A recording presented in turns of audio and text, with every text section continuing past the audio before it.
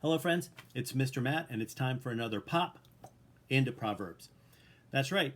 Today, our proverb comes from Proverbs chapter 4, and it's verse 23. And it reads like this: Keep your heart with all vigilance, for from it flow the springs of life. Keep your heart with all vigilance, for from it flow the springs of life. Now, in Proverbs, when it talks about your heart and keeping your heart, it's not just talking about your heart in your chest that's beating and keeping you alive. No, it's talking about your heart as sort of the home of your spirit, where your spirit dwells.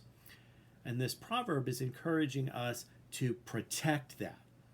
So to kind of help show what this proverb is getting at, I'm going to use a little bit of bread today. So I have in this bread bag here, I have a piece of bread that has been in the bag and has been, we are sure to seal it up and make sure that everything stays nice and closed.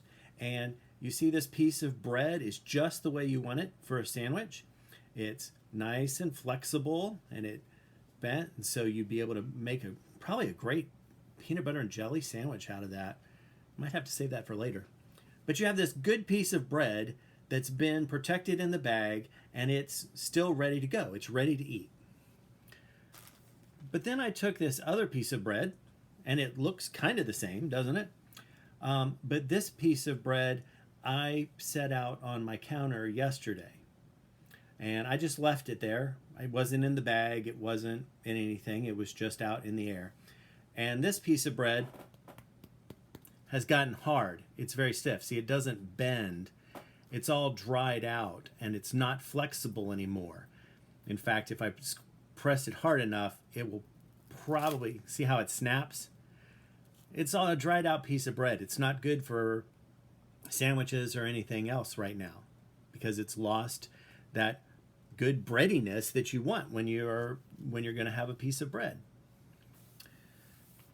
I think this is a good example of what it means to protect our hearts.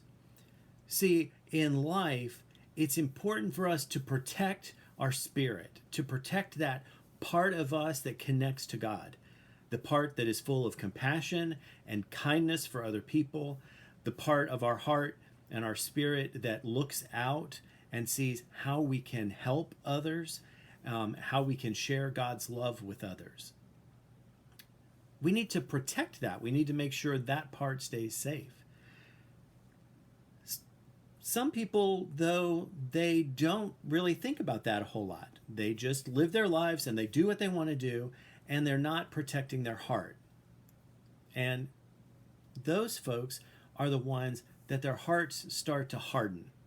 You may remember in this past fall when we were studying the Exodus and God leading his people out of Egypt and the 10 plagues. And Pharaoh was described as having a hard heart and not hearing what God wanted to do and only doing what he wanted. That's an example of a hard heart. And when your heart gets hard, you lose the ability to care about other people. You lose the ability to connect and to do the things that God wants for you to do to try to share his love in the world. Your heart gets sort of crispy like this piece of bread instead of being flexible and willing to adapt and doing the things that you were supposed to do. So remember this proverb. Remember to keep your heart with all vigilance. That's mean keep your eye on your heart. Keep it protected. Don't let it dry out. Don't let it get hard. For from it flows the springs of life. All of the good things that recharge us and rejuvenate us and make us feel loved and cared for and joyful and happy, all of those things flow from our heart, flow from our spirit, from our connection with God. So don't let that dry out. Don't let that well dry out. Don't let that piece of bread dry out. Protect your heart. Protect that connection to God and your connection to see the world with God's eyes, with love and grace, and to live that way and not to live just the way that you want to. because no one really wants to end up as a piece of dried out, crispy bread that maybe you can make some croutons out of. So that's our quick pop into Proverbs for today. We'll see you next time. Take care. Bye-bye for now.